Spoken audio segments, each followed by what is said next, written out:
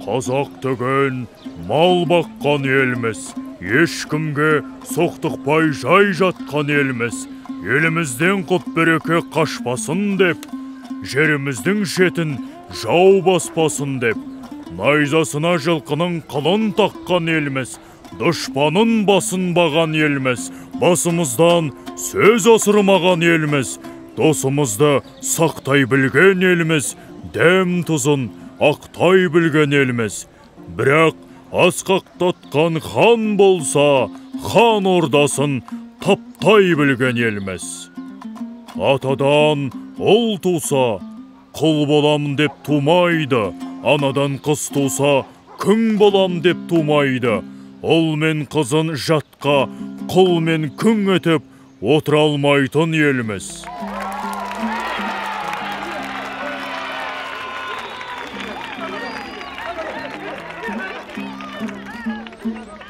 Егер досыңды аясаң, жолдас тауып аласың.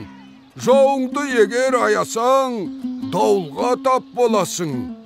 Арғымақ баптап не керек, жабы қуып жеткен соң. Ағайын туған не керек, аңдысып күні өткен соң. 5 күн жалған өтеді, ажал қуып жеткен соң. Бір төбенің басына тыға салып кеткен соң.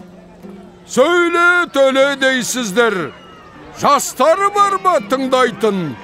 Бұрынғыдай жұрт қайда, айтатын оны біз қайда? Ақшу деген ағын су, алдын ашсаң арқырар. Ақыл деген дәрия, алдын тоссаң тоқырар. Кісі бірге туыспау керек, туысқан соң сөз қуыспау керек. Сөз қуған бәлеге жолығат, жол қуған олжаға жолығат. Төле, сен жылқысың қайыр, Қазыбек, сен жесірің қайыр.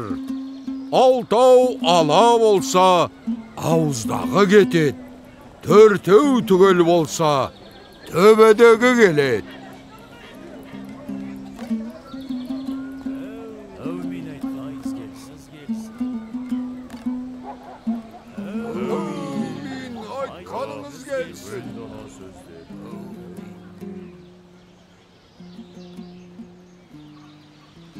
Қазақ халқы осылай құрылтайдан бастап құрылды.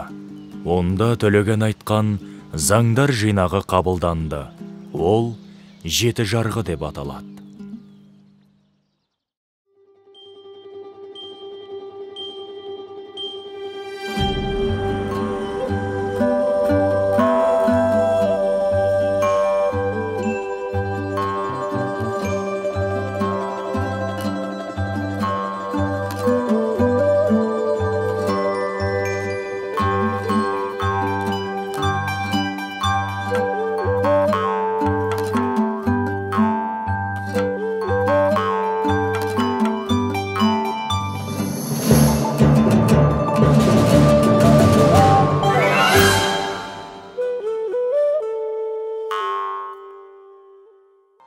Ел қуаты бірлікпен ынтымақта.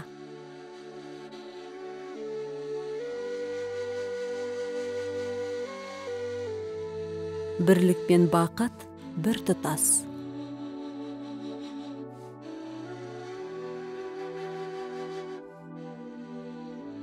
Бірлік, ынтымақ, байлық, бақ.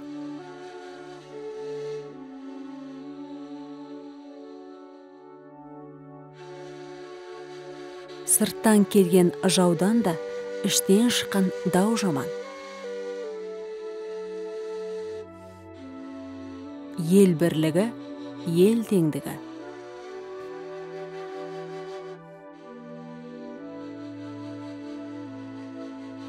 Азаматтар арасындағы теңдік, заң алдындағы теңдігі.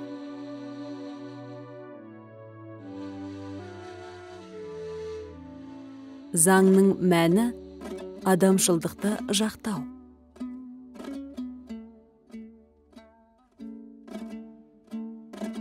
Бәріне ортақ бола алмаған заңның күші жоқ.